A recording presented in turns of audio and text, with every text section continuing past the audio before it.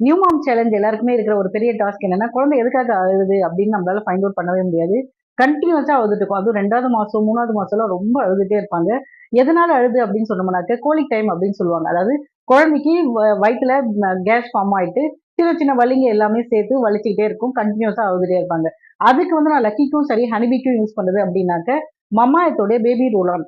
இது வந்து நெறைய பேருக்கு தெரியவே தெரியாது. ஜஸ்ட் வயித்து மேல வந்து ரோல் ஆன வந்து இப்படி வந்து ஜென்டிலா ரோல் பண்ணி விட போறோம். ஓகேங்களா? இந்த மாரி ரோல் பண்ணும்போது கேஸ் வந்து ஈஸியா ரிலீஸ் ஆயிடும். இது ரொம்ப ஹெல்ப்ஃபுல்லா இருக்கும். ஓகேங்களா? கன்டினியூஸா யூஸ் பண்ணணுன்ற அவசியம் இல்ல. ரொம்ப கன்டினியூஸா அழுதுகிட்டே இருக்கு. நம்மளால சமாளிக்கவே முடியல அப்படின்னும்போது, அது குறிப்பா ஈவினிங் டைம், நைட் டைம்ல அப்படின்னும்போது, அந்த வயித்து மேல அழகா கீழ இருந்து மேல வந்து ஜென்டிலா ரோல் பண்ணி விட்டோம்னாக்க, கேஸ் ஈஸியா ரிலீஸ் ஆயிட்டு அவங்க கொஞ்சம் ரொம்ப பீஸ்ஃபுல்லா இருப்பாங்க. ஓகேங்களா?